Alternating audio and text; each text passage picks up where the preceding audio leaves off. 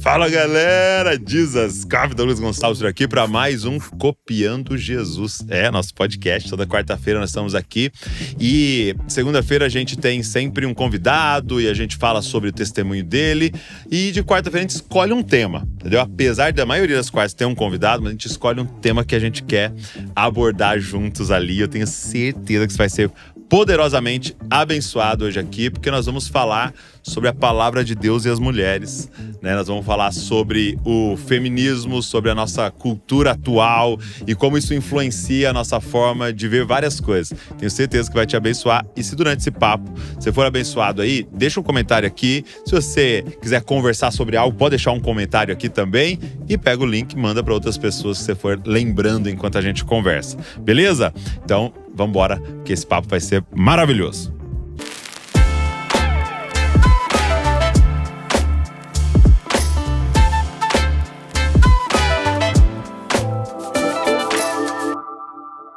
Viviane Enes. Isso. Enes. Prazer te conhecer. Prazer é meu, poxa. Que honra. Direto de Londrina. Direto de Londrina. Vim de carro, tô viajando desde 4h30 da manhã, uma delícia. Deu então o quê? 7 horas e parou meia, pra almoçar só, quase 8. Legal. Amo. Tudo pra te ver, Douglas. Olha aí, que honra. Tudo pra estar aqui com a tua galera. Porque você é presbiteriana lá, né? Eu sou da presbiteriana. Foi lá que eu fui na presbiteriana? Eu sempre confundo se eu fui... Eu acho que fui da Curitiba. Eu acho que você não teve em Londrina, não. Não, né? Não fiquei eu sabendo. acho que não. Eu acho que foi na de Curitiba, que eu fui uma vez presbiteriana num evento. Eu acho que era até alguma coisa que eles estavam falando sobre vocação e tal. Foi muito legal. Poxa, mas obrigado por você estar aqui.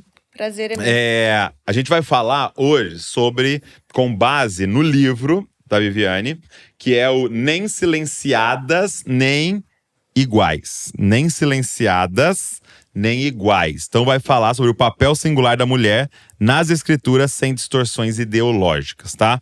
Então a gente vai entrar fundo nesse papo aqui, mas eu queria começar te perguntando, você me falou em off aqui antes da gente começar, que você falou assim, eu te acompanho há 10 anos, aí você falou, não, nem 10 anos porque eu não tenho nem isso de convertida. Como é que foi o seu encontro com Jesus aí?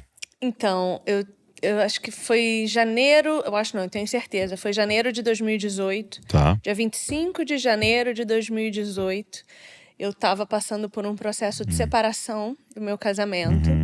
E num desespero desses que só um divórcio pode proporcionar, eu tive pensamento de morte mesmo. E numa tentativa o Senhor me encontrou. E foi uma mudança absolutamente radical.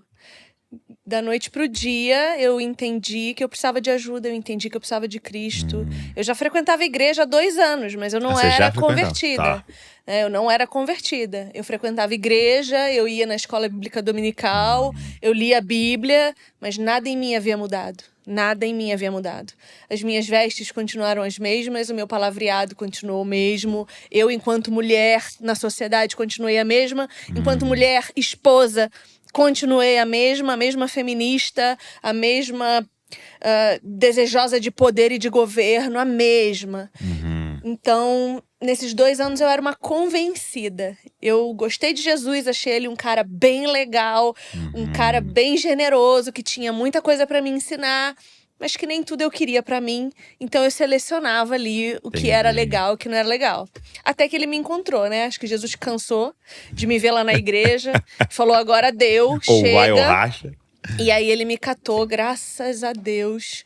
E ele salvou a minha vida em todos os aspectos. Sabe que eu tenho... O senhor tem me chacoalhado nesses últimos meses, assim, sobre esse assunto do senhorio de Cristo, né? Desse senhorio. E vai entrar aqui em algum momento essa palavra, né? No nosso papo. Submissão. E a gente, às vezes, para as mulheres, fica um negócio assim nessa palavra, submissão. Só que o evangelho todo é isso, né? Tipo assim, a palavra da salvação é submissão, porque ele salva sendo o Senhor, né? É isso que você tá falando, tipo assim. E ele também salva submetendo-se. Porque Cristo submete-se ao Pai. Ele vem para cumprir uma ordenância. Ele não pede algo que ele não fez, né? Exatamente. Ele não pede nada que ele não tenha feito por nós e em nosso lugar para nos capacitar a fazer. Então a gente tem uma implicância muito grande com Efésios 5, que diz que a mulher deve submeter-se ao seu marido. A gente deixa de prestar atenção que essa é uma submissão absolutamente voluntária. Né? E a gente esquece de olhar para a carta de Efésios e ela começa no capítulo 1. Ela não 5, começa no capítulo 5. Nem no versículo, acho que isso aí já tá lá pro 20 já. É o 20, 23, 26, uma coisa assim.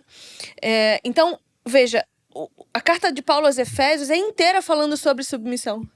Sobre interação de irmãos em Cristo. Então, eu me submeto a você, você se submete a mim, a gente se submete a Cristo, a gente se submete uns aos outros, ao pastor e o pastor a nós, né? Ao presbítero e o presbítero a nós.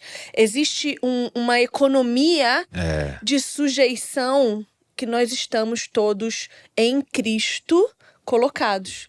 E é voluntária. É voluntária. Ela não é coercitiva. Então, por isso que eu tenho muito problema com essa coisa de paternidade espiritual. É um termo muito perigoso. Que, é claro, Paulo vai dizer que ele é pai espiritual de muitos, porque ele o gerou…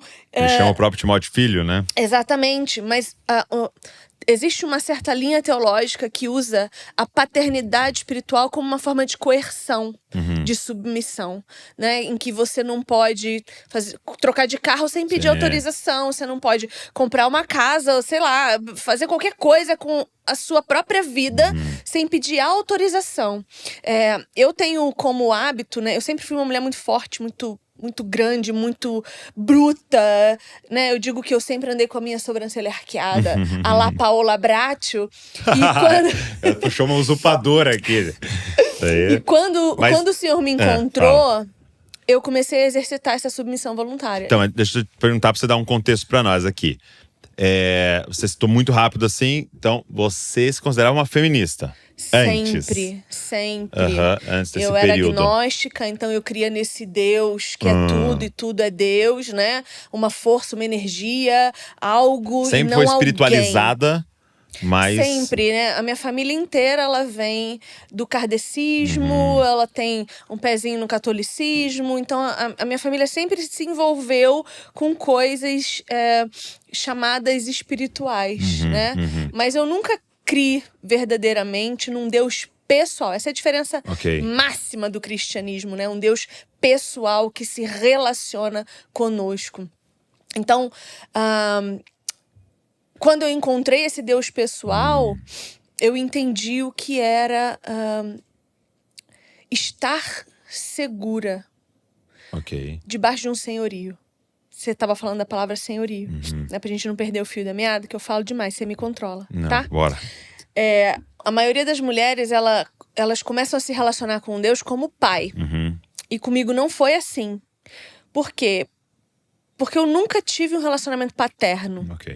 Então eu não tinha eu não entendia essa coisa de Deus como pai. Isso pra mim era tão abstrato que eu não conseguia compreender. Então eu fui atrás do Deus Senhor, que me governasse, que me desse um caminho, né? Eu tava conversando com uma amiga esses dias e ela falou assim: Viviane, você é tão apaixonada pela escritura porque você sempre precisou de ordem e você nunca teve. Eu sempre fui muito solta, sempre vivi muito a minha vida, fiz o que eu queria. Comecei a trabalhar muito cedo, saí de casa muito cedo. Então, eu não tinha ninguém que me desse um caminho seguro. Eu sempre estava tateando, tentando descobrir o que fazer, como fazer. E aí dava errado, eu tinha que voltar e começar de novo. Eu tinha força, tinha energia. Mas até quando a gente tem força e energia para bater a cara na parede e ter que começar de novo? Isso é muito doido, assim, porque… Eu lembro que tinha um pastor amigo contando que ele adotou, né, uma menina, e era novinha assim, devia ter 10, 11 anos. E aí ele falou que, poxa, ela chegou a morar na rua, né? E eles eram processo de adoção e tal, e aí levaram pra casa, fizeram um quarto só pra ela e tal. E aí ela deitava no chão, fizeram uma cama linda, e ela deitava no chão. E ele falou, gente, não, dorme na sua cama e tal. E ela deitava no chão. E não era só a questão de, tipo, estou acostumada com o chão. Era mais eu faço o que eu quiser. Não, e é o que eu mereço. Também tem esse aspecto, mas tem esse aspecto da independência. E aí ele falou essa frase pra mim assim: o que um morador de rua e um milionário querem? Eles querem a mesma coisa. Eu governo, eu vou a hora que eu quiser, eu faço o que eu quiser. E essa é a grande frase do pecado em nós, né? Exato. É um grito de independência, né? De Eva, de Adão, né?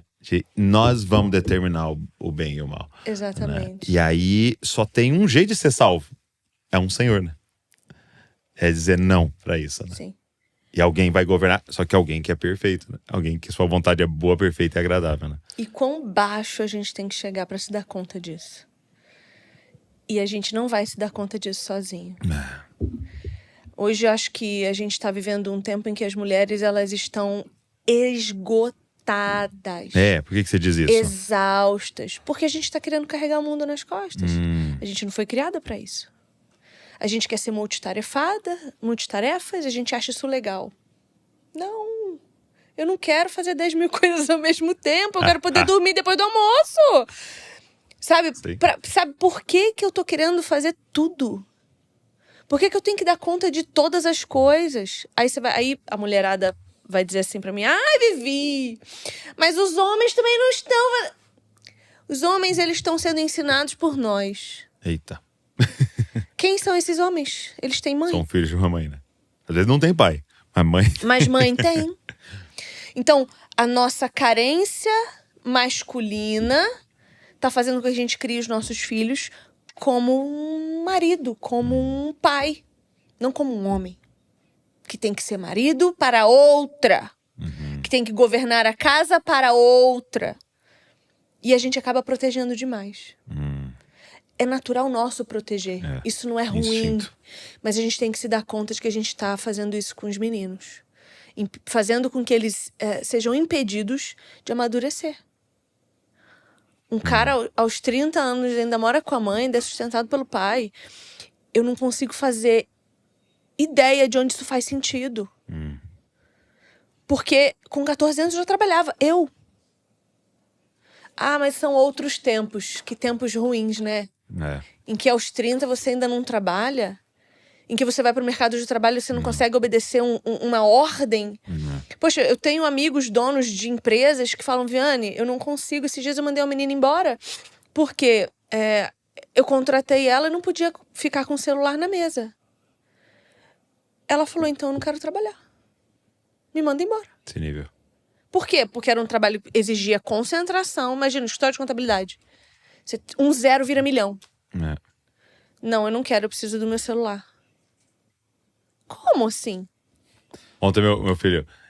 a professora quer que entregue na terça o trabalho. Tá, mas o negócio é só que não sei que dia.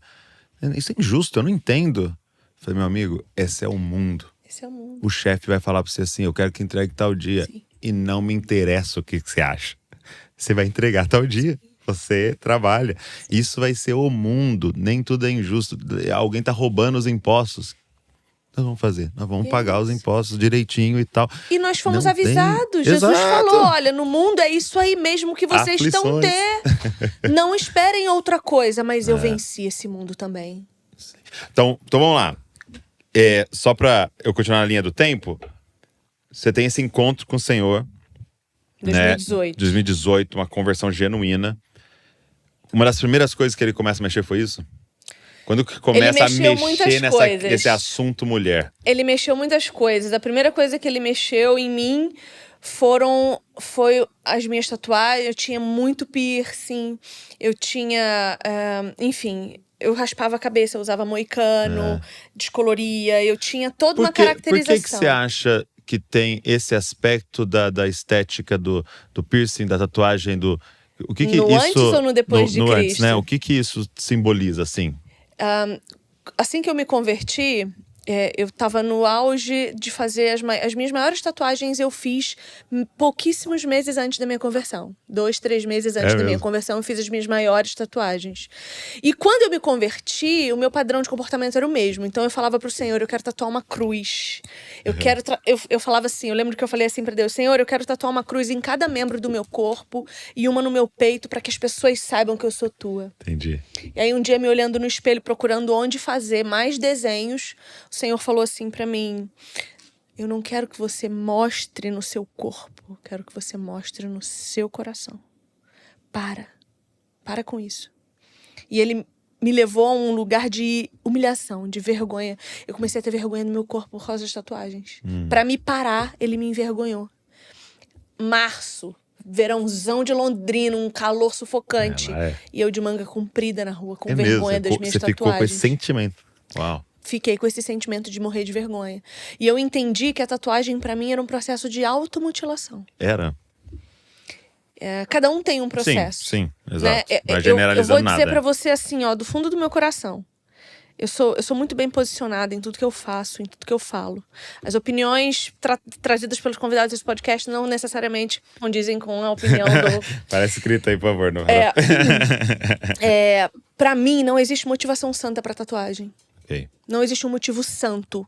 Um motivo em que Jesus olhe pra você e fale assim, por que você fez essa tatuagem? E você vai dizer assim, pra glorificar o teu nome. Tá. Isso pra mim não faz o menor sentido. Tá? Para mim, não faz o menor sentido. Você pode discordar, colega pode discordar. Aí, o que a Bíblia não fala, eu calo. Mas, como estamos falando da minha vida, pra mim não tem motivação santa. Não existe um motivo que você vai me dar, que você vai dizer assim, isso aqui glorifica o Senhor marcando o meu corpo. Tá. Então, quando eu entendi que era uma automutilação, eu fazia uma dor externa pra tentar lidar com a dor interior. Entendi. E eu entendi que não tinha motivo pra isso. Não tem um motivo. Ah, eu vou tatuar Jesus aqui. Vive como Cristo, você não precisa ter ele tatuado. Muito mais digno é viver como Cristo do que ter um Cristo aqui e xingar no trânsito. Ter um Cristo aqui e sair com a mulher dos outros. Ter um Cristo aqui e divorciar e sei lá o quê, e fazer qualquer coisa que a palavra de Deus abomina. É até vergonhoso, melhor não fazer. Pensa bem no teu futuro. Porque você vai desonrar o nome de Deus, né? Então, a tatuagem, pra mim, tem muita relação com isso. Com Entendi. Eu precisava me blindar de alguma Porque forma. até o tatuador, eu acho que eu vi alguma vez o tatuador, você me corrige se estiver errado. Eles chamam de ferir, né? Sim. O termo é ferir uma tatuagem. Então, e assim... Porque pensa é assim, a ó, agulhinha, né? é pra sempre, cara. Pra sempre. É pra sempre. Eu Se eu não pudesse, tenho, eu não tinha tenho mais nenhuma, nenhuma. né? Eu não tenho nenhuma. Aí eu falo assim pros outros, eu falo assim, ó, seguinte, um dia eu vou estar andando na rua e as pessoas vão me parar e falar, nossa, eu nunca tinha visto um braço. Um braço limpo. Um braço sem nada. É. Eu vou falar, nossa, eu sou muito radical. Pois é, eu queria poder olhar no espelho e ver o meu corpo assim como Deus o fez. Mas também faz parte de um testemunhar do Senhor, né? Tudo bem, tudo sim, bem. sim, Mas lógico. é porque as pessoas geralmente se aproximam de mim querendo apoio. Ah, e aí, tá. Vivi, então, e a tatuagem? Eu falo, ó, é melhor você não falar disso comigo. Nem entra nesse assunto. Aqui você não vai encontrar apoio pra fazer, porque pra mim é abominável, não faz sentido. Pra mim não faz sentido nenhum. Entendi. Eu tenho, gostaria de não ter, não tiro, porque o processo é terrível, é dolorosíssimo, e eu não tenho essa condição psicológica. E é uma fortuna tirar também, né? Sim. Enfim. Mas tá aqui, são as minhas cicatrizes. Tá. Não é enfeite pra mim, é cicatriz. É marca de dor. É marca de uma série de coisas que eu vivi ao longo da minha vida e que eu não queria ter vivido e que eu não desejo pra ninguém. Né? Então, parei de tatuar e aí o Senhor mudou as minhas vestes. Aos poucos eu fui parando. E a última coisa que eu parei, um ano depois da minha conversão, foi com o cigarro. Que eu fumei, sei lá, dos 13 aos 32. É mesmo? Dá 19 anos de cigarro. Eu levei ainda, depois do processo de conversão, ainda um ano pra parar e tal, enfim.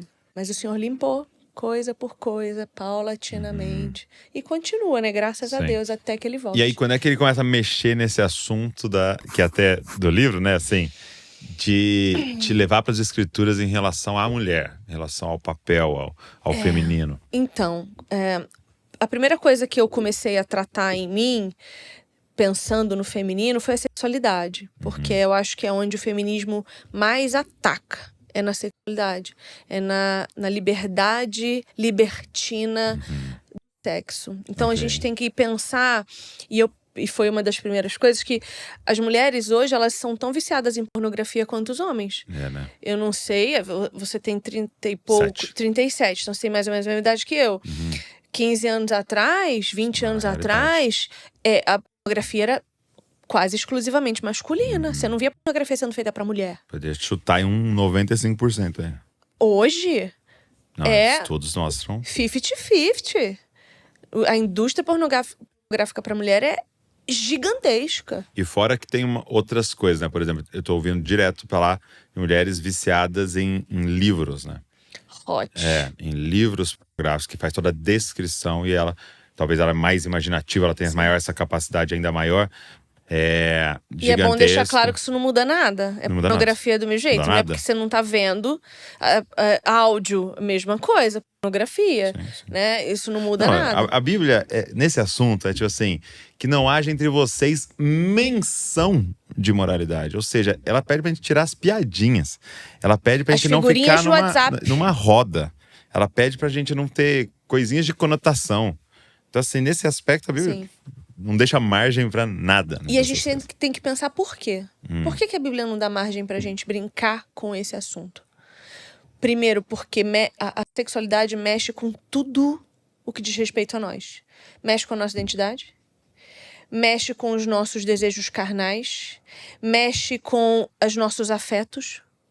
Porque quando você leva a pornografia pra dentro do seu casamento, as dificuldades que você vai ter em permanecer casado. Por quê? Porque a imoralidade sexual, ela é escalonada. Ela é drogas. Ela não para. E ela chega na saciedade, né? Satanás apresenta um banquete com várias taças de vinho para você. Que no começo vão te dar muita alegria e risada. Mas que depois vem o torpor e a amargura. E a imoralidade sexual é isso. Um vinho muito adocicado no começo, mas que depois vira azedume. Né? Eu tenho amigas que se separaram dos maridos porque eles não as procuravam. Sim. Porque o corpo da mulher não era o suficiente. E aí a gente vê uma masculinidade corrompida pela imoralidade sexual, usando e abusando de mulheres. E aí vem o feminismo e diz assim, faz também. Se iguala. Paga com o mesmo preço. Se ele tá fazendo com você, faz com ele. Enquanto a Bíblia tá dizendo, não retribua o mal com o mal, né?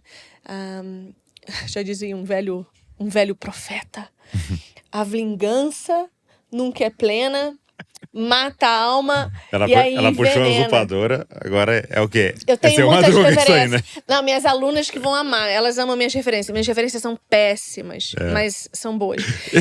E é porque eu vim do mundo, né? Sim. Então eu passei a minha vida inteira consumindo porcaria. E tem coisa que eu não consigo esquecer. Exato. Tentando redimir o seu Madruga, vamos redimir a gente tenta Paula redimir. Bracho. Mas quem não gosta de Chaves não é boa, não gente. Pode confiar, não pode ser. Então, assim, Douglas, a gente vê o feminismo dando respostas muito vingativas, que é o que a gente gosta, ao mal masculino. Então a gente vê o feminismo dizendo assim, se ele pode, você pode mais. Ele quer objetificar o teu corpo, então faça isso 10.000 vezes mais, porque daí não é ele que tá fazendo, é você. Né? Então aí a gente vê os ícones da música brasileira expondo o seu corpo como se estivesse expondo um saco de tangerina. Aí quando a gente vai falar de modéstia para as mulheres de hoje, a gente está lutando contra o sinônimo de poder e autoridade desse século. Total. Como é que a gente vai explicar para uma mulher que a santidade de Deus é o verdadeiro poder e a riqueza? Se ela olha para o ícone da música brasileira e vê que ela tem todos os homens aos pés dela, ela dorme com quem ela quer, ela compra o que ela quer, ela inclusive faz todos os procedimentos estéticos que toda mulher gostaria de fazer para não envelhecer. E a sedução, né, é o que você disse, né? Ela é uma moeda, né? Ela compra, ela move as coisas, né? Ela consegue o que ela quer, né? Sim. Eu trago aqui no livro uma referência de uma mulher que chama Michelle Perrault, e ela diz que a beleza feminina, ela é como dinheiro. Ela compra Tem uma economia, qualquer né? coisa. Compra qualquer coisa. A gente vê João Batista, que morreu por causa de uma mulher muito bonita que seduziu por uma dança o rei. E ele denunciando Um também pecado um relacionamento errado, né? por causa de outra mulher. Uma mulher pede a outra mulher a É. cabeça de um santo. Sua filha, né? E é isso que nós estamos fazendo. A gente está pedindo a cabeça de Cristo, Ei. negociando a nossa santidade. O que eu tento trazer no Nem Silenciadas Nem Iguais? Primeiro, eu traço uma jornada histórica mostrando que a Escritura valoriza Mostra aqui. a mulher como nenhuma outra literatura, nem Vinícius de Moraes valorizou tanto a mulher. Então, aí eu queria até. Eu ia te fazer essa pergunta, né? Porque muita gente vai estar nos ouvindo aqui e tal, vai falar assim, não, cara, a Bíblia ela é machista. A Bíblia ela ignora as mulheres e tal. Quais são alguns dos argumentos que você poderia dar para explicar esse ponto que você está trazendo aqui? Porque pode ser um mega de um contraponto do que a pessoa acha, né? No meu processo de pesquisa, porque esse livro aqui é resultado da minha dissertação de mestrado em estudos literários, né? E na minha pesquisa, eu quis ir atrás de registros históricos de mulheres nos tempos antigos, na antiguidade. Tá. Foi impressionante descobrir que todos os registros de mulheres na antiguidade dizem respeito à fé cristã. É mesmo. Por exemplo, a gente tem a Ruth Salviano, que é uma pesquisadora brasileira. Ela veio aqui. Ela é incrível. E ela tem um livro que chama Heroínas da Fé. E ela vai lá atrás, no século I e II, trazer referências de mulheres, mártires da fé e tal. Aí você tem a escritura trazendo registros de mulheres 4.000 antes de Cristo, 3.000 antes de Cristo, as profetisas. A gente tem 2.000 antes de Cristo, Davi com as mulheres em volta dele. A gente tem a Hulda, a gente tem a Débora. A gente tem um monte de mulher falando. E a mulher, ela não tinha espaço na sociedade pública. E no espaço público falar politicamente, falar opinativamente, falar com um homem na rua, ela não podia. E a Bíblia registra ela falando. Ela indo à frente de um chefe de exército, guerrear por ele, em nome de Deus. A gente tem uma rainha que tem o nome de um livro. Uma moabita, Ruth, com o nome de um... Que isso? Aí você olha e você fala, peraí. É machista a Bíblia? Onde estão os historiadores para falar das mulheres da história? Elas estão silenciadas, elas não existem. É dificílimo achar referência histórica de mulheres. Fazer esse trabalho a Ruth falou, né, que foi desafiador. Teve que achar uns textos em alemão, uns textos... Exatamente. Mas a Bíblia está repleta delas. Tem elas em todo lugar. A Bíblia fala de mulheres e mais mulheres que amaram o Senhor. Raabe, uma prostituta registrada na história da redenção. Olha que coisa extraordinária. Quando é que a gente vai ver? Né? A gente não vê nem hoje uma prostituta sendo registrada para falar de suas benfeitorias, seja lá quais forem.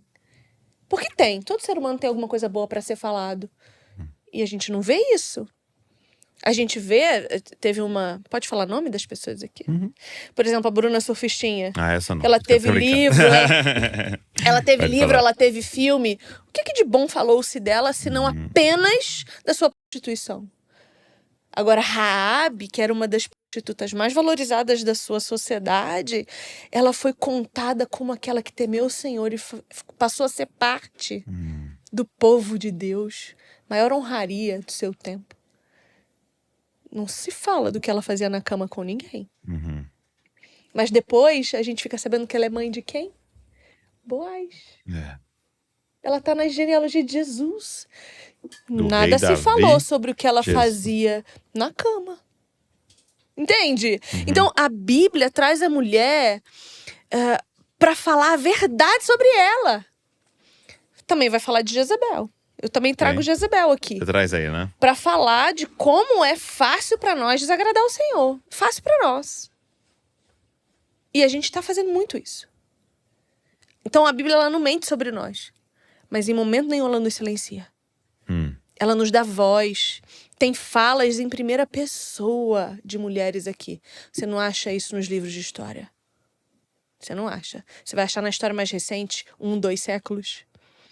Então, quando a gente olha pra trás, pra antes disso, você não acha registros. Você não acha? Eu tava lendo sobre a cultura romana, acho que na época de Jesus, se eu não me engano, da cultura romana, de que os homens e os grandes filósofos tal, vários deles tinham relações homossexuais, né?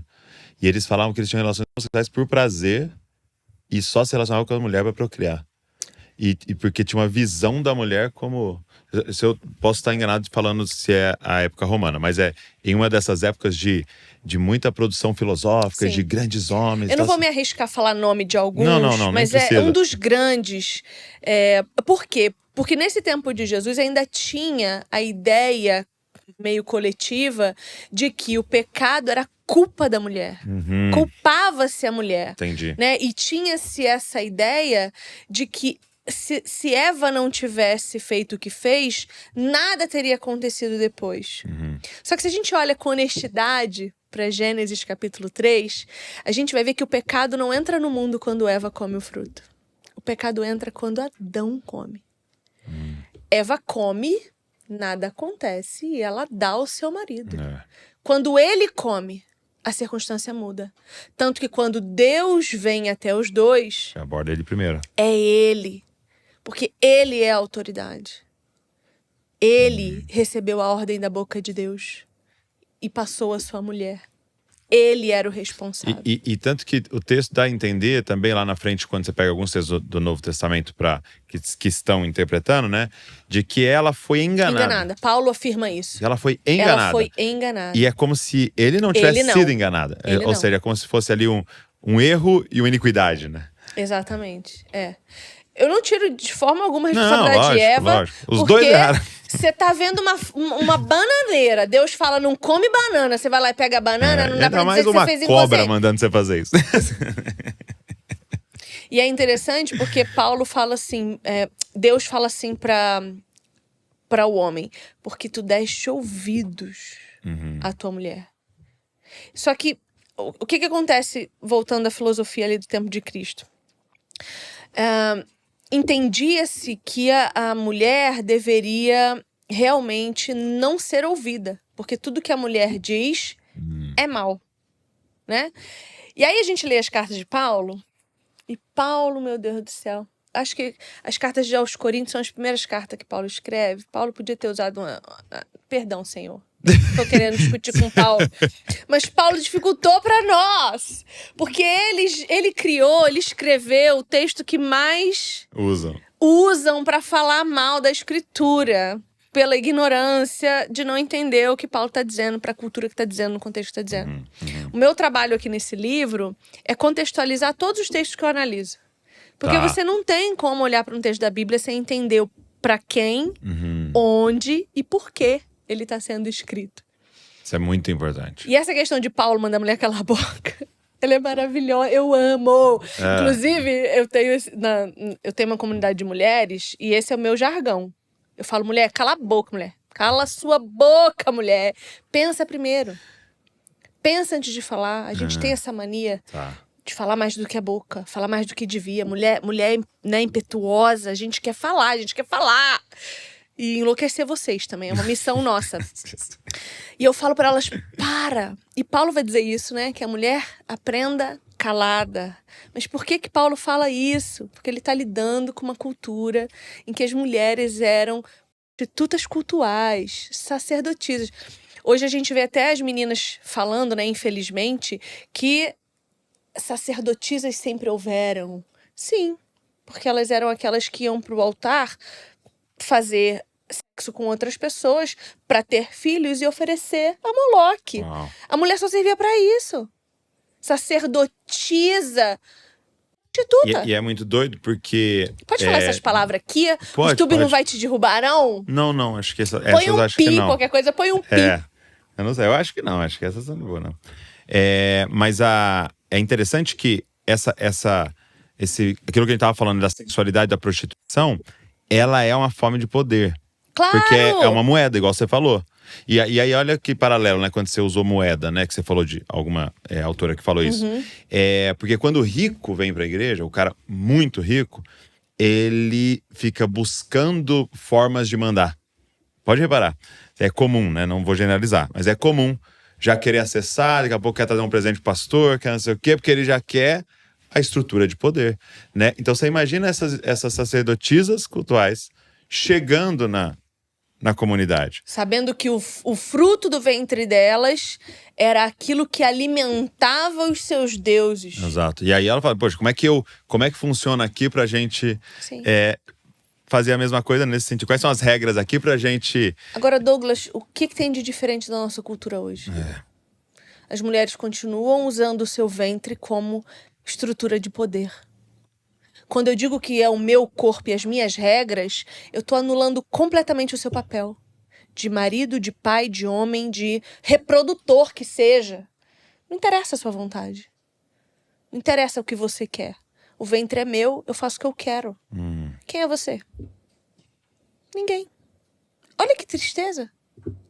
Eu tava vindo pra cá, e assim, toda vez que eu viajo, alguma coisa dá errado. Toda vez, assim, ó. Se eu acreditasse em karma, eu diria, é o meu karma. Toda vez. E aí acendeu a luz da injeção e o carro começou a fraquejar. Começou a reduzir. Eu falei, ai meu Deus do céu, preciso de só mais 2 quilômetros pra chegar no pedágio. Porque a gente paga pedágio pra isso, pra ter assistência. E aí eu cheguei lá no pedágio, o rapaz veio. Aí, quando eu saí do carro, eu falei assim, ai, você que vai me ajudar hoje? Daí ele falou assim, se você tá precisando, eu vou te ajudar. Mas você tem que dizer que você tá precisando, porque a maioria hoje não precisa mais de nós. Ele falou isso? Ele falou. Rancorosíssimo com as mulheres. Rancorosíssimo. Tá errado? Não tá, porque não é isso. Hoje os caras não oferecem mais pra carregar uma sacola, porque vai oferecer, o que a mulher vai dizer? Nem precisa. Assediador. Tudo. Eu quero gentileza, por gentileza. Me viu com uma sacola, pega pra mim. Abre a porta do carro, fecha a porta do carro. Eu não quero saber disso, não. No meu casamento, a gente fez um livrinho assim. Aí os padrinhos e os convidados podiam ir lá e dar uma dica pra gente. Era um livro de dicas dos mais velhos, né? Aí eu lembro que a Filomena escreveu assim, amiga da família, escreveu, Val, a partir de hoje, nunca mais carregue uma Compra de sacola, mercado. não sei o quê. Deixe ele levar as coisas pesadas. Eu vou levar a risca isso aí. Sim. A gente hoje acha ruim que o cara pague a conta. Não é sobre dinheiro. Não. É a delicadeza da provisão. Quando a gente entende que no casamento o homem tá ali para representar Deus para a sociedade, a mulher tá ali para representar a igreja, tá aqui. O traçado que eu faço é esse. A mulher sempre foi igreja. Por isso que quando a gente é chamada na escritura no casamento, é chamada a se submeter. E o marido a amar. Mesmo Efésios, tá? Continua lendo Efésios 5 que tá lá. Homens, amem suas mulheres, como Cristo amou a igreja. Muito mais difícil para vocês é nos amar do que nós nos submetermos a vocês quando nos amam. Muito mais difícil para vocês é morrer por nós, é nos defender, porque precisa de coragem, hombridade, decência. Muito mais difícil do que para nós nos submetermos ao amor de vocês. E é muito doido que são 2 mortes, né? Porque você repara que, olhando para o homem e para a mulher, o que o homem tem, né? E é inegável, tá? Não tem como negar, mais força. Mais testosterona, mais músculo, Graças mais força. a Deus, é lindo, é lindo. Sim. E aí, então, Vamos assim, valorizar isso, sim, Douglas, pô, pelo legal. amor de Deus, é lindo. O homem lá, cheio de força e tal. E aí, qual que é o chamado? Ama se sacrificando. Nunca use a sua força. contra uma mulher. E isso é terrível pra vocês, Nunca. porque é da Porque você não natureza vai, de vocês exato. guerrear. Pra todo o resto você vai fazer. Na sua casa, você vai amar e você vai ter que se sacrificar. Você vai ter que entregar, você vai ter que ir pra cruz, você vai ter que. Então é isso. Então é a nossa morte, né? A mulher, claramente, foi feita por Deus extremamente independente. É aquela que a gente vê em todo lugar. A mulher do cara morre, ele não sabe mais viver, né? E o marido da mulher morre, ela Sim. às vezes fica até melhor. Tem umas que Mas floresce. qual que é a nossa, Mas aí qual essa que é é a uma nossa morte, né? luta hoje? A gente tá lá em Gênesis 3, quando Deus diz pra mulher assim, ó: o teu desejo será para o teu marido e ele te dominará. Aí você pensa, que desejo é esse? Desejo sexual? Desejo amoroso? A gente vai achar essa mesma palavra desejo em Gênesis 4, quando Deus diz assim para Caim: o pecado vai bater a porta. O teu desejo será para ele, mas se controla. É o mesmo desejo. Cabe a você dominá-lo. É o desejo de governo. Então, lá em Gênesis 3, quando Deus sentencia a mulher, ele está dizendo que você vai querer governar o tempo inteiro. Uau. Então você vê que é uma morte. Então esse aqui tem uma morte, esse tem uma morte. É dois crucificados em casa, né? Exatamente. Exatamente. Isso é E se interessante. um não se sacrificar, o quebra todo outro processo. carrega um peso muito pesado. Não consegue. É. Não consegue dar conta. Agora, eu acredito que foi um grande desafio, né? Você disse o livro e também o estudo, porque assim, o que eu vejo hoje de uma grande dificuldade nesses temas é a gente verdadeiramente ir para as escrituras e deixar ela falar para nós, né? Porque a gente põe um óculos, né? E aí você começa a achar, tá vendo? Aqui, fomos criados a imagem e semelhança, os dois, então é igual. Tal. Ou você começa a achar, não, tá vendo? Tem que ficar em silêncio mesmo e tal. Porque você já tem um óculos ali, aí, tipo, te salta certas partes. Como é que foi tentar ir, eu não sei se a palavra é boa, neutra, mas tentar ir e falar assim, não, Senhor, fala você pra gente aqui sobre esse assunto. Eu acho que a gente primeiro tem que reconhecer que a gente tem muitos pressupostos. E a gente tem que pedir para o Senhor mostrar para nós que pressupostos são esses. Então, nós temos A mulher, ela passa por muita coisa que impede ela de enxergar Deus com olhos bons. Primeiro porque Deus é um homem. Ok. E a gente não gosta muito disso, né? Segundo que geralmente a gente não teve muito pai. A maioria não tem. A maioria não. Então, que Deus é pai pra quê? Eu preciso. O seu foi ausente? Ausente. Ou ruim? Assim, no sentido, eu estava lá, mas a relação era muito ruim. Não, ele não estava. E quando estava, delegava pra outras pessoas o meu cuidado, assim. Entendi. Não tinha muito. Acho que só depois dos 20 anos, quando eu já era uma mulher adulta, que eu consegui me mais relacionar contato. melhor com ele. E logo depois ele faleceu, então foi muito pouco tempo. Entendi. Mas a minha mãe teve outros namorados que eu me relacionei e que foram bastante traumáticos, né? Eu não falo muito disso porque diz respeito à minha mãe. A minha mãe não é cristã e eu não gosto de trazê-la à tona, porque acho que ela tem que falar por ela. Mas a gente viveu um histórico bem sério de violência doméstica. Então, a minha referência masculina sempre foi muito ruim, né? E aí você chegar na igreja, Deus Pai, né? Deus Pai, pastor, presbítero. Então eu precisei fazer uma série de disciplinas para entender. Eu lembro que no começo, para eu conseguir me curvar diante do homem, do masculino, dessa coisa, eu intencionalmente curvava a minha cabeça quando eu ia falar com algum homem que eu devia respeito à Então sua isso autoridade. Era intencional e consciente. Era intencional e consciente. Então eu ia cumprimentar meu pastor, eu segurava a mão dele, eu abaixava a minha cabeça. Pra mim, assim, ó, tinha nada a ver com ele. Nunca te pediu. Tinha nada a ver com ele. Acho que ele não devia nem entender o que eu tava fazendo, mas era o nosso corpo, ele nos ensina. Por que a gente ora de joelho? Pode ser em pé. Por que a gente faz de joelho? Porque a gente está dizendo para nós, o nosso corpo está dizendo, humilhe-se diante do Senhor, curve-se, né? Tem uma música que a gente canta na igreja, eu sou ruim de lembrar tudo, mas ela fala assim, diante de ti nos prostramos, uma coisa assim. A igreja toda faz como? Assim, precisa? Não precisa, a gente já tá ali prostrado de coração contrito, mas a gente faz para o nosso corpo demonstrar o que a gente está sentindo. Então, eu fiz uma série de disciplinas físicas para me curvar diante daquilo que eu precisava entender a respeito de Deus.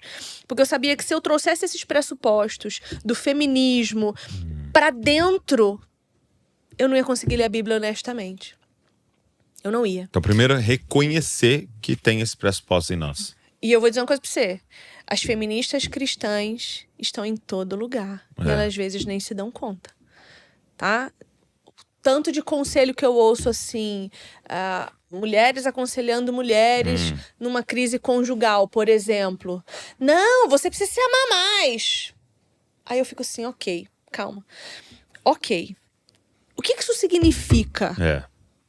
Porque pode significar muitas coisas. O que é se amar? O que é se amar? Diante da Escritura. Diante das Escrituras. Não, porque a resposta, sei lá, olha, você é uma mulher maravilhosa. Cara, isso me irrita. Eu imagino. A pessoa fala pra mim, Vivi, você é maravilhosa. Amor, me olha por dentro. E você vai ver o lodo que habita em mim ainda. Ainda. Me dá uma oportunidade pra pecar. Pra você ver se meu corpo não vai guerrear contra o meu espírito. A gente tá se enganando. A gente tá se iludindo, achando que a gente é uma coisa que a gente não é. Decente. A gente não é, Douglas. Você pode ser o cara mais fofinho, queridão, gente boa. Na hora que você põe tua cabeça no travesseiro, só tu e Deus sabe. Todas as vezes que no seu dia você pensou em fazer atrocidades. Porque vem, cara. Esses dias eu bati no carro de um homem. Fui dar ré. Não vi. Mas dele, meu primeiro pensamento, vou vazar, eu não tenho dinheiro pra pagar o conserto desse carro. Primeiro pensamento, assim, automático, vou vazar. Aí, depois eu lembrei, eu falei, opa, eu sou crente, pera lá. Calma aí. Entende? Eu, tipo, às vezes tá no trânsito, passa aquele motoqueiro do seu lado, e agora eu não sei como é que eles fazem, aquele negócio que eles estouram, assim, plá, plá, né? Eles sabem fazer o escapamento estourar assim, né? E às vezes passam empinando, e aquele barulho assim, e você pensa, assusta. Tomara que caia! Você acabou de pensar, tomara que ou ele morra, porque ele pode morrer, ou ele quebre a perna, fique sem emprego. Olha o que você pensou. O Douglas, mas a gente não precisa nem sair da igreja. Muito louco. Mulheres... por exemplo, mulheres divorciadas dentro da igreja são leprosas. Mulheres com filhos com necessidades especiais são desleixadas. A gente acha que são tudo. Fica faltando no culto. Né? Homens que adulteraram e estão em pleno arrependimento. Eles não recebem tanta misericórdia e perdão assim, não. Você vê os homens confessando publicamente quando eles adulteram, porque eles vão ser os vagabundos do rolê. Porque a igreja, ela não tem misericórdia. Mas você é maravilhoso. Não, pera lá. Não, você não é. Olha pra Deus, você vai ver quem você é. Calvino começa as institutas dizendo isso, né? Não tem como você se conhecer se você não estiver diante de Deus. Se comparar olhando pra ele, né? Lendo a uma escritura coisa que eu sendo aprendi lida. com esses autores é que você não é adúltero porque cometeu um adultério. A pessoa é adúltera por ter potencial para. Ou seja... Você adultera porque você passa uma figurinha de WhatsApp de mulher pelada. E você tem dentro... Eu fico nervosa, Douglas. Todos nós temos o potencial para cada uma das coisas. Tem todo o potencial. E aí nós estamos diante de alguém que foi lá e fez, e com certeza tem mais consequências, né? Mas é entender que a natureza do pecado em nós nos dá potencial para matar, para adulterar, para roubar, para mentir, para enganar, para ser tão corrupto quanto qualquer político e tal. Se a gente largasse e fosse na direção dos desejos carnais, todos teriam potencial para. Só o Senhor Jesus que não pode mentir. Você Ele sabe não que tem no meu como. Instagram tem um post que foi o post mais visto, compartilhado e o mais xingado de todos na minha história do Instagram, que eu escrevi sobre o potencial demoníaco da mulher. Eita. Como nós somos manipuladoras, como nós somos mentirosas, como nós somos maquiavélicas quando a gente quer alguma coisa. Eu fui ofendida de tantas formas. Porque sabe qual é o problema? Quando você lê um negócio desse? Que a pessoa que tá lendo, e ela tá lendo assim. E os homens não são nada disso. Eles não têm nenhum potencial desse. Calma, ela não estava citando os homens. Ela só decidiu falar para um público, as mulheres. Mas é porque a mulherada, virou uma coisa tão chata de a tipo mulherada assim. não ouve falar disso mais, porque só os homens não prestam. Ninguém presta, né? Mas a gente fala que a mulher não presta também? Entendi. A gente virou Santa Imaculada. Impecáveis, perfeitas. O problema da sociedade é quem? Os homens. Por isso que a gente tá afeminando vocês. A gente não. Senhor, repreenda em nome de Jesus. Por isso que as mulheres estão afeminando seus filhos. Porque o problema da sociedade são os homens. Como assim? E nós? Nós não precisamos de Jesus, Tinha não? aquele cara, né, que pediu perdão por ser homem, né? Não teve um Não, caso assim? teve. Alguém pediu perdão por ser homem, né? Tá.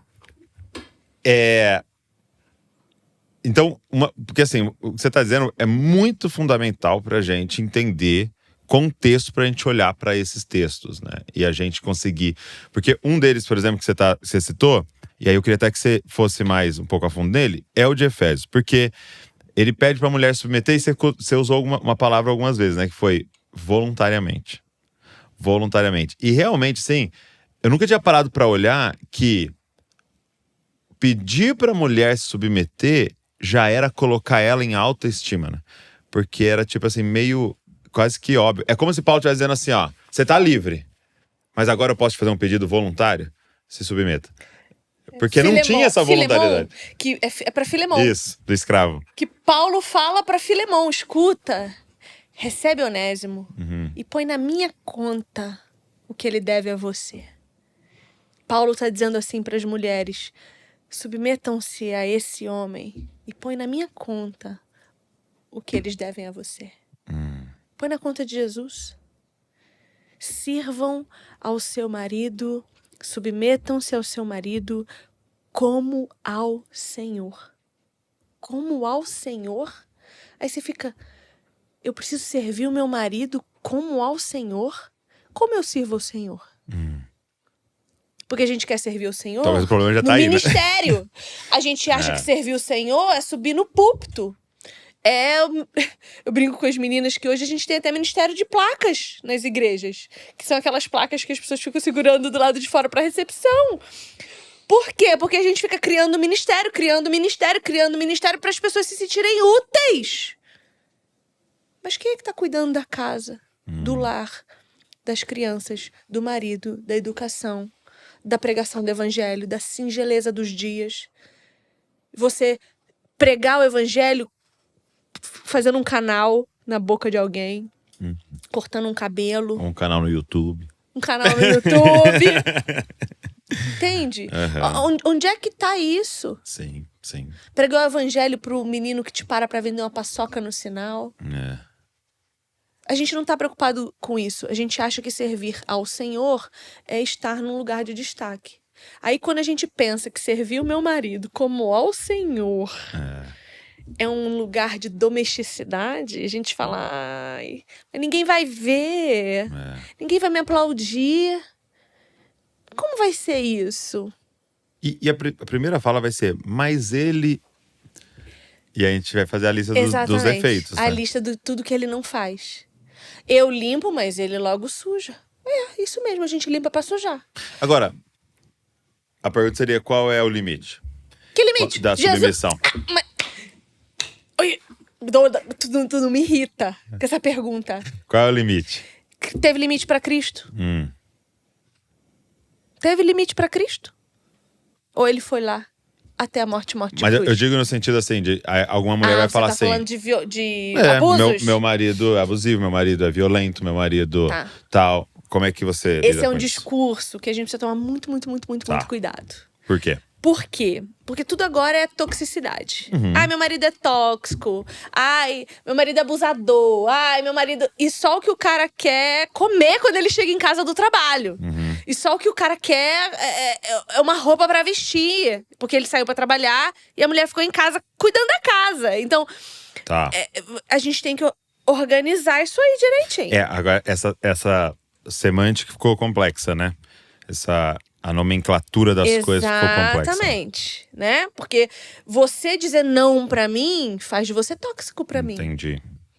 Você me pedir alguma coisa que, no meu entendimento, é direito seu, né? Se você sai pra trabalhar e eu fico em casa, quando você chega, o ideal é que eu tenha feito o meu trabalho. A gente agora tá gostando de chamar de cuidar da casa de trabalho. Inclusive, a gente tá querendo exigir salário. Não é assim que a mulherada tá fazendo? Aí mesmo? Ué. A mulherada fala isso. Trabalhar em casa é trabalho. Meu marido tem que me pagar o salário. Aí quando o cara paga a unha, paga o salão, não é mais amor, é o meu direito. Então a gente tá tratando o casamento de um jeito muito torpe. A gente tá tratando como se fosse troca. Eu te dou se você me der. Eu faço se você fizer. Então, peraí. Transacional, né? Transacional. E eu costumo dizer para as minhas alunas o seguinte, e é eficaz, e Quando você diz funciona. alunas, como é que é o nome do Comunidade Reformadoras. grupo? Reformadoras, legal. É uma comunidade enxuta. Andar comigo não é fácil, Douglas. Não é fácil, não. A gente trabalha confissão de pecado, exortação. Elas dizem que depois que apanham comigo, apanhar do mundo é fácil. Porque eu bato mesmo. Eu não… Pede pra sair. Eu sou pouco tolerante com o pecado. Entendi. Demais, assim. Compassiva, mas pouco tolerante. Então, eu costumo dizer pra elas o seguinte. No seu casamento, você só tem como controlar o que você faz. Você só tem como servir em adoração com o que você serve. Ok. Ah, mas não tem mais. Se você estiver fazendo o seu papel, se você estiver cumprindo a Bíblia.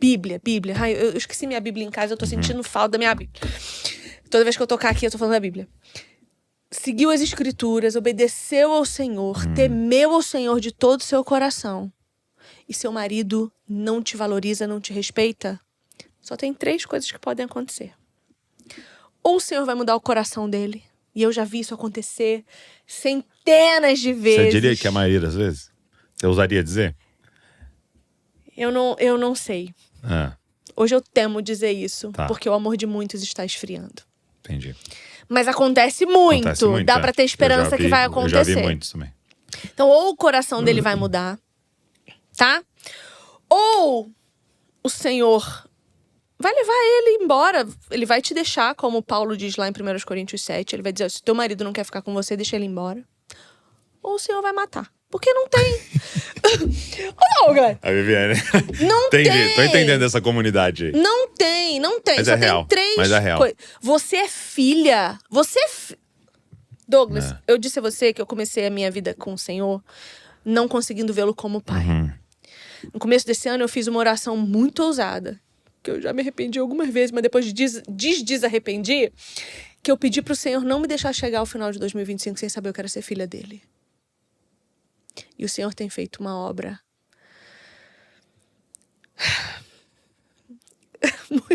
enfim, o Senhor tem feito coisas muito fortes na minha vida, que tem me mostrado o que é ser filha. E eu entendi que ser filha de Deus não é ser qualquer uma.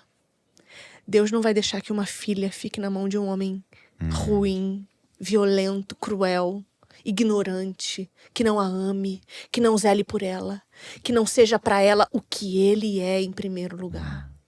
Deus não admite que uma filha sua sofra por muito tempo, se ela verdadeiramente é uma filha e se ela se comporta como uma filha. Eu gosto de falar nos casamentos assim, né? Vocês entraram aqui e Deus é o pai de vocês. Mas hoje, quando a gente terminar isso aqui, Deus é o sogro de vocês. Porque ele é pai da sua esposa, né? E você vai ter que lidar com o seu sogro Nossa. em cada coisa que você fizer. Isso é muito bom, Douglas. Porque, né, é o que você tá falando, né? É uma filha de Exatamente, Deus é uma que filha você de tá Deus. sendo grosseiro. É uma filha de Deus. Então ele é o seu pai, mas ele também é seu sogro. É. Entendeu? E aí a gente também tem que lembrar, e eu sempre trago o outro lado. O teu marido também tem pai. Exato. E a gente tá copiando muitos desses pecados de violência. A mulher, ela não bate fisicamente. Bate, tá? Bate sim. Agora já tem mais. Decepa Ai. bastante. Não fala disso que é muito... Muita frigideira na cabeça, tá? A mulher esfaqueia bastante. É que a televisão não tem prazer em falar disso, porque é mais fácil falar da Maria da Penha. Mas eu não vou entrar nesse assunto que me irrita. E eu sou crente, eu não me irrito. Mas a gente tortura psicologicamente. A gente consegue acabar com a mente de um homem.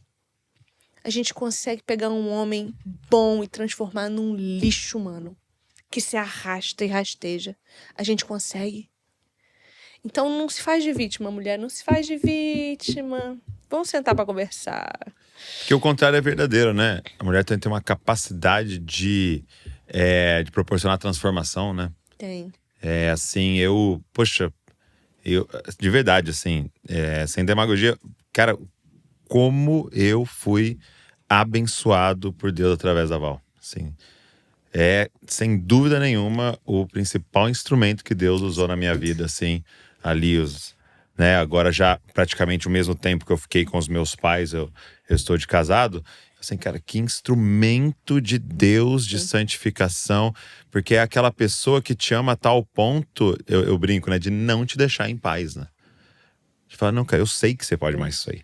Mas o amor sei dela não serviria pra nada se você não fosse um filho de Deus.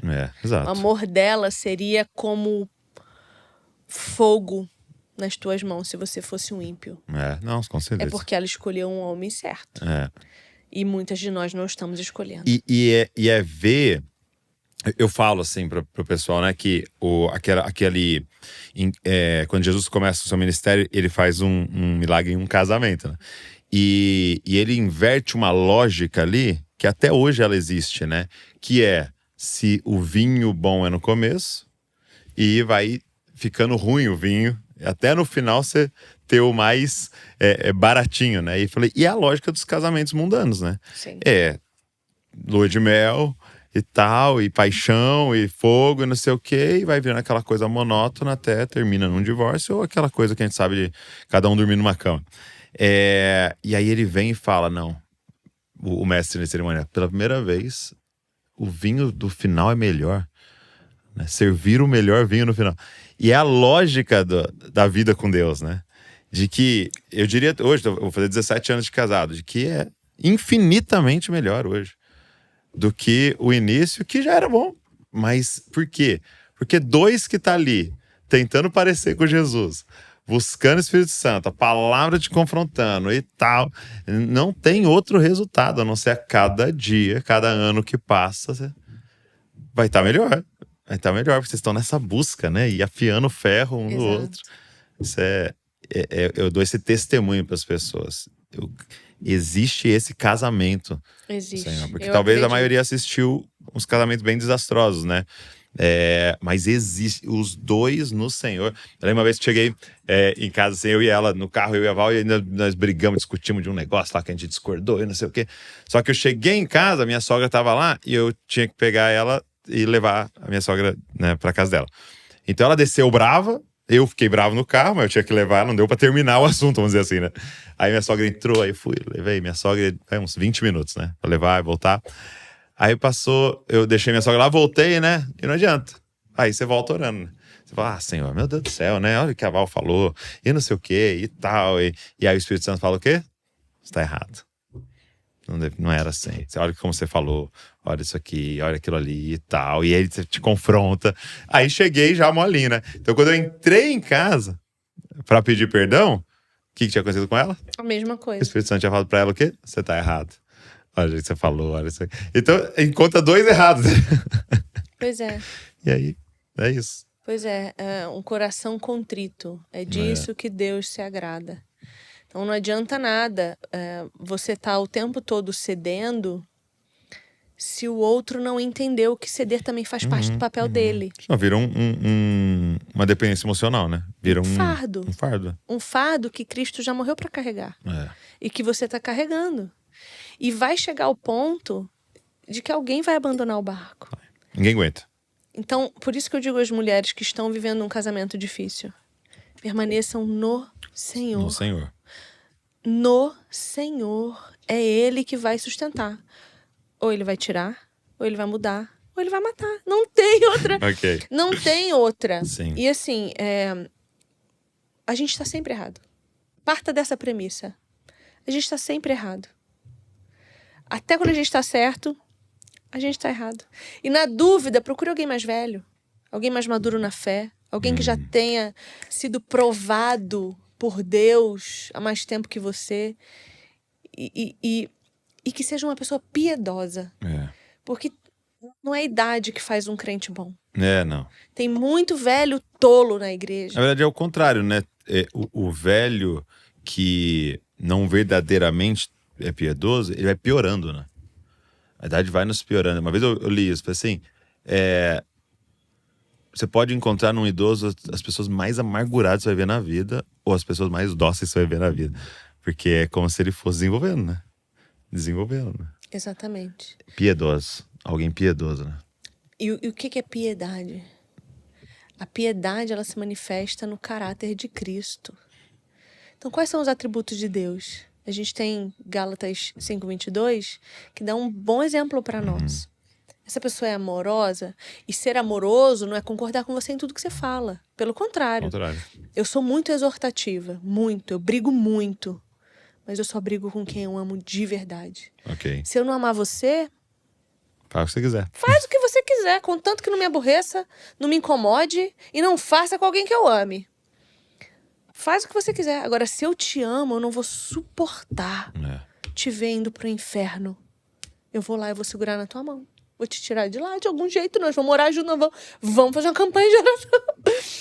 Porque eu não vou suportar. Então, eu sou muito exortativa. Amor não é fazer tudo o que você quer. Quem não te ama vai concordar com tudo que você quer fazer. Tudo que você quer. Vai fazer tudo o que você quer. Vai dizer, não, vai lá, legal. Quer? Vai lá. Nossa, a Val te aborreceu? Arruma outra. Ah, é isso? Você tá certo. Vai lá, é mais barato uma menina lá do bordel. Vai lá. Porque tá cheio de gente pra falar isso pra você. Agora, quem te ama vai dizer assim, meu, toma vergonha na tua cara, velho. Tratando assim, mulher, mãe dos teus filhos, você tá maluco? Você pode estar o mais certo que for. A pessoa não vai deixar você crescer teu ego. Porque o orgulho, ele é exatamente o oposto da humildade de Cristo. Vinde a mim, vós que estáis cansados, eu vos darei alívio. O orgulhoso não vai. Ele não vai. Como é que você imita Cristo assim? Não consegue. Então, quanto mais esmagados nós formos, mais semelhantes a Cristo. Aí você vai... Paciência. Uma pessoa paciente, ela não é uma pessoa apática. Não, ela é pacificadora. Ela vai arrumar uma briga para trazer paz. Ok. Contanto que não seja negociando a verdade. Né? Uma pessoa bondosa, ela não vai dar tudo que o outro precisa. Às vezes o que o outro precisa é passar um pouco de dificuldade. Com um ombro para chorar. Então, veja, a gente não pode subverter o significado das coisas. Né? Vamos voltar a usar dicionário. As pessoas pararam de usar dicionário. E olhar pra Cristo, né? E aí muda o significado das coisas. E olhar pra Cristo. Porque se você fala assim, ele é bom. Tá, então deixa eu olhar ele aqui. Deixou Como o amigo ele é morrer. bom. E ele é bom. Como né? ele é bom. Então, como ele é bom. Ele falou, você corta sua mão, arranca o seu olho, senão você vai pro inferno. E aquilo era uma expressão da bondade, como você tá dizendo, né? Do amor dele. E é doido porque, assim, por exemplo, quando você pega o Sermão da Montanha, né? E você tá falando, eu tô num casamento complicado, difícil, né? O cara fala, ama o seu inimigo, né? ama o seu inimigo. E ali, assim, no contexto, quem estava ouvindo, no primeiro momento veio os romanos, né? Na cabeça, um povo oprimindo eles, cobrando impostos, espancando eles várias vezes, dominou a terra deles e chamou, né? Tomou para eles e tal. Então, na hora, eles pensaram nesse nível de inimigo. E Jesus está falando, ama o seu inimigo. Né? E às vezes é alguém que eu tô tendo dificuldades de diálogo, né, que é muito menor do que um romano, né? Eles falam, cara, ama o seu inimigo. E ora. Você perguntou ainda há pouco qual é o limite da sujeição. Eu acho que a gente precisa chegar até o limite da nossa vida, assim. Eu não sei. Eu não acho que a gente é capacho de ninguém. Mas eu acho que se a pessoa ela verdadeiramente é uma eleita de Deus e ela será encontrada pelo Senhor, às vezes a gente precisa morrer um pouquinho para dar vida ao outro. No casamento isso é muito real. A gente tem que morrer um pouquinho para dar vida ao outro. Às vezes a gente tem que abrir Eu acho que mão. quando eu tava perguntando o limite, tava mais no sentido assim, porque a submissão tem a ver com fazer, por exemplo, um pedido do outro, né? Como você disse, né? E aí, um dos limites seria quando o outro te pede algo, né? Que fere a Deus. Que te leva a pecar. Exato, fere a Deus. Que te leva a pecar, exatamente. Exato. E aí, a grande dificuldade é que quando você tá num casamento, você tá emocionalmente envolvido, afetivamente envolvido. Seja com raiva, seja com muito amor. E às vezes você vai ter dificuldade de discernir o que você deve ou não ceder para atrair o outro a Cristo. Por isso a gente precisa de cuidado pastoral. Por isso que a gente precisa de mulheres, e aí eu vou usar um termo aqui só para gerar um problema, mulheres pastoras que cuidem de nós. E aí, né, vamos entrar nesse problema? Vamos, bora. Eu não acredito. Então o problema existe pastor? Então, Jesus tem o dom de pastorear, né? E eu acredito nesse dom, porque ele é bíblico. E acredito que a mulher recebe esse dom, porque a Bíblia não restringe aos homens. Mas o dom de pastorear não tem nada a ver com o governo da igreja. Inclusive, o governo da igreja não é nem tratado ali no mesmo texto. Não é. Então, as mulheres, elas recebem um dom de cuidado, que é o dom de pastorear, né? Acredito que eu tenho um pouquinho desse... Não muito, não. Não muito. Mas um pouquinho eu tenho, porque... E como eu sei? Eu não me importo de te ajudar com seus problemas. Esses dias, conversando com uma irmã que ela é psicóloga. E eu falei assim, mas por que você não pega a psicologia, redime, transforma num aconselhamento bíblico? Porque ela falou que não queria mais trabalhar com a profissão dela. Falei, redime isso daí, transforma num aconselhamento bíblico eficaz, terapêutico. Manda brasa na igreja, a igreja tá doente, procurando psicologia humanista aí nos consultórios pra se tratar e se lascando mais ainda. Ela falou assim, eu não tenho paciência de cuidar do problema dos outros. Entendi. Porque ela não tem o dom. Sim. Okay. Eu não tenho problema nenhum cuidar do problema dos outros. Inclusive, vou lá na sua casa cuidar dos seus problemas. Se você não estiver dando conta de cuidar dos seus problemas, eu vou lá cuidar dos seus problemas. E isso é um dom mesmo. Sim. Porque o mundo diz, briga de marido e mulher, nunca mete a colher. Cristo diz, se meta assim, defenda os mais frágeis. Vai lá defender aquele que não consegue se defender. Vai lá cuidar daquele que não está conseguindo se cuidar. Né? Então... Então tem esse dom pastoral de Cristo. O dom pastoral de Cristo, que acredito que mulheres tenham, e precisamos delas. Sim. Porque você não pode ir para um gabinete pastoral sozinho comigo para falar sobre problemas sexuais que eu tenho com meu marido. Você entendeu?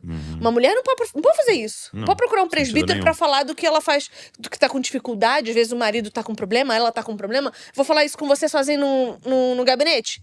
Isso é inadequado. Não tô botando em dúvida o caráter de ninguém, eu o acho que seu essa nem é de uma ninguém. regra máxima no ministério. Porque nós sabemos de casos de pastores que decidiram aconselhar sozinhos e acabaram na cama. Entendeu? A gente sabe, Douglas, a gente tá nos bastidores das igrejas, a gente sabe que isso acontece. Então precisa das mulheres. Precisa de nós estarmos preparadas teologicamente. Então, o meu chamado às mulheres é o estudo teológico. Vamos estudar teologia, porque é cansativo o número de mulher incompetente na igreja. Perdão, Douglas, mas isso é verdade. A mulherada não tá nem aí com a paçoca, todo mundo querendo tomar chazinho com bolacha nos encontros de mulheres, ninguém falando de teologia boa.